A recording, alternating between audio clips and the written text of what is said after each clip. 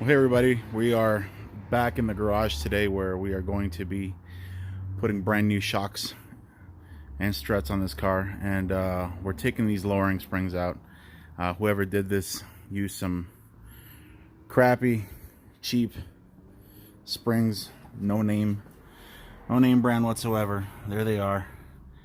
I don't even see a name on them, so don't know what to call them, but junk. Anyways, the car rides really rough and it's bumpy, so we're just gonna put some really good high-end Monroe shocks on here, and it's the easy strut, so it's the entire assembly, so we don't have to compress these shocks or anything like that.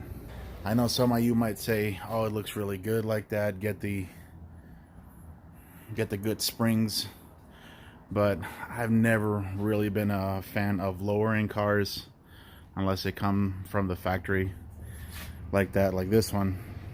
This one's a Scat Pack. It's lowered from the factory. It looks good and it rides good. This one just looks good, but I want this car to ride good too. So we're gonna get started here, and then I also think that while we're at it,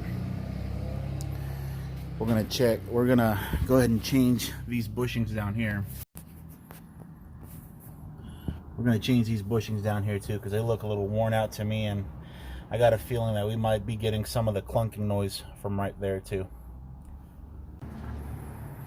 Advanced Auto Parts just delivered these.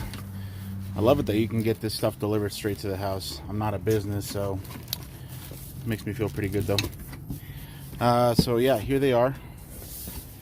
These are brand new. These are called Quick Struts. Gosh, they're heavy. So it's the entire assembly. No need to do extra work. Just pull out the old part, put the new one in, and these come with brand new hardware for the mounting bolts. And on the struts that are on there now, one side has the nut welded on, so this one doesn't, but it's nice that they include a brand new flange nut here, so I don't have to go looking for one. Here's the shocks for the back, and I'm waiting on the factory springs to arrive today so I can get those put on. So here we are on the right side, passenger side of the car.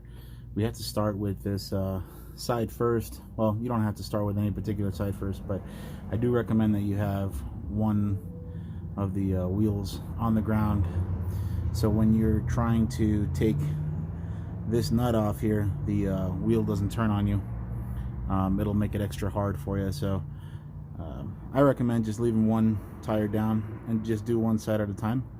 I did spray a little bit of breakaway on these bolts to get them out, and seems to help a lot. So right here, what you'll need is a wrench and a 10mm socket to get this bolt off right here. So I'm not sure exactly what the parts are called, but tie rods, I believe. But anyways, this is what you'll need here. All right, we have that bolt removed. I'll shine the light here just so you can see, but all right, so we have this nut here removed. Now this one's already loose. I'm just leaving it there so it doesn't go falling out or whatever, since it's the first time I'm doing something like this. But now we just have to get this bottom bolt right here. This one's welded on to the strut, so it should be pretty easy to remove it. Wouldn't see why it'd be a problem. And then we're going to support the hub here with the jack, and we're going to jack it up a little bit and then lower it down slowly.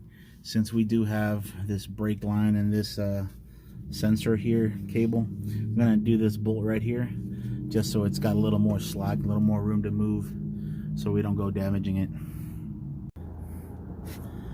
Now that breakaway spray really works good. I let it sit for about 15 minutes. I did have to use a breaker bar, but I think it definitely helps. So the one I use is called Breakaway, but there's liquid wrench, plenty of those that you can use to make this easy. Now with all the bottom bolts undone, I'm gonna go ahead and do these top bolts. These are 13 millimeter.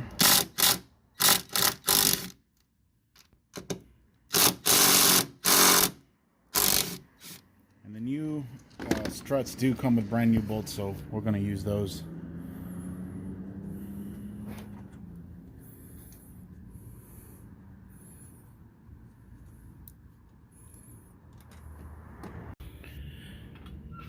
Alright, with the bottom of the strut supported by the jack, we can go ahead and drop it. We have all our bolts undone, even on the top there.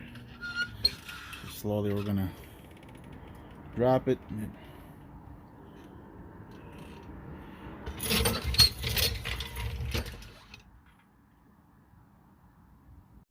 Alright, so here's where we're at now. We've removed the old strut, and this was really tough to get out right here. It's pressed in there, and it's it was a pain in the butt to get it out.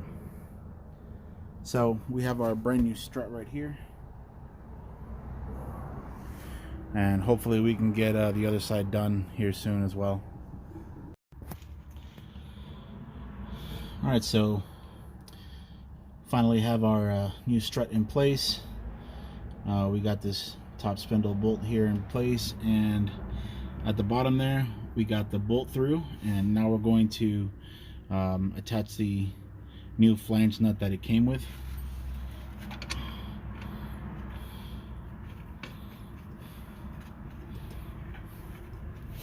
Tighten that up in just a second, but now since everything lines up, we can go ahead and put these top bolts in place, get them screwed down.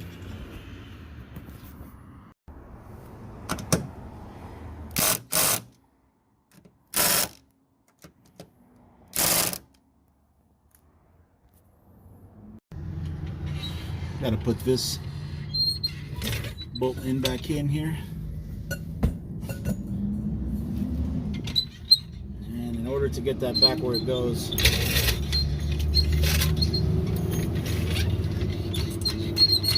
jack it up right here, right underneath the shock mount, or the strut mount.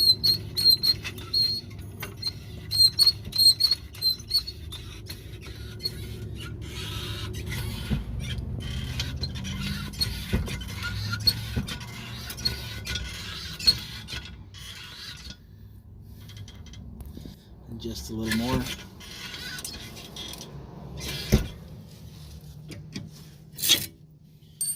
There it is. Goes right through there.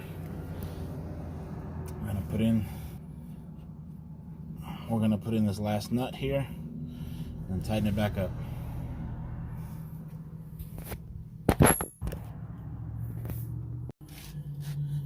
All right, we're gonna take our wrench here, and then we're gonna take our ratchet on the other side and tighten up that bolt right there.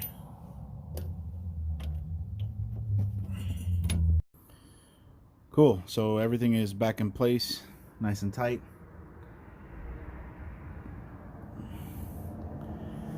I'm gonna put our wheel back on and go on to the next side. All right, so here we are on the driver's side, and this of course was much easier to do now that I know what I'm doing. But one thing I will recommend is that you take your bolt here for the bottom of the strut and put this through in first before attaching it up there, before bolting it in to the shock tower. I had a hell of a time on the other side lining them up, and I think this might be easier to do it here on the bottom, so we're gonna try this now.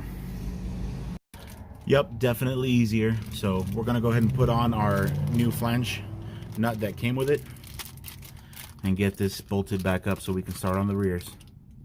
All right, so just gotta finish tightening up these bolts and we will be all done with the driver's side strut.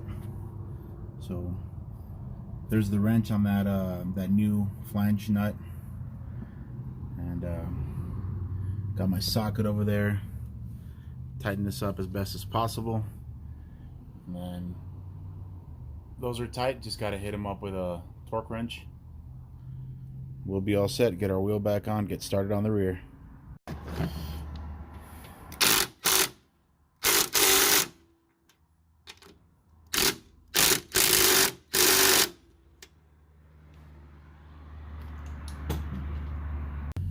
Wow, so I'm a lot happier with the ride now. When you drive it around, it doesn't clunk around anymore. So we're gonna go ahead and pull it into the garage and do the rears now. And hopefully our springs get here today, because that's what I really want to do, and bring the rear end back up to stock height as well. And yeah, she's got 270,000 miles on it. I've put 400 of those since I've had it. The other thing I need to fix is this service park assist system. If you know what that is, please comment below and help me out. How did you fix that? Right, and here are the new shocks for the rear. These are also the Monroe shocks. These are the OE Spectrum. Alright, so on the passenger side, we already have our spring out, and we have the new one in. These are made by Moog, and all we had to do is remove that bolt right there. In order to make this easier, we had to loosen 2 bolts that hold the exhaust pipe up where the hangers go. So I just undid those 2 bolts, gave me a little more clearance to move the exhaust pipe there and get that bolt out. Gonna do the same here on this side, but I'm gonna go ahead and finish up this side first. Alright guys, so we have the 300 all done. We got the factory suspension back on. Like I mentioned, we put brand new Monroe Quick Struts on the front, so like that we didn't have to mess with compressing the springs, coil springs. And on the rear, I didn't get the rest of the footage because unfortunately I put my phone on a shelf and I dropped it, and long story short, it fell on one of the lug nuts and completely cracked my screen. So didn't have my phone for a few days. Finally got it back. But this is how high the car sits now.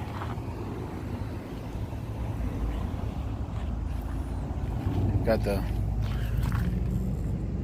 brand new OE Spectrum gas shocks back there, and you can see right there the new coil springs. Looking nice. Went ahead and also did the back brakes, since we had only done the front so far, and she is looking really good. I like the way it sits now. Don't have to worry about kicking the family out of the car to go over a speed bump. But yeah, so this wraps up this part of the video. I wish I could have really recorded that rear coil springs. It was really tough. It was really tough. And I had to get some help from some friends, and just to get those coil springs back there, because it was not an easy task. All right, like and subscribe. Thank you.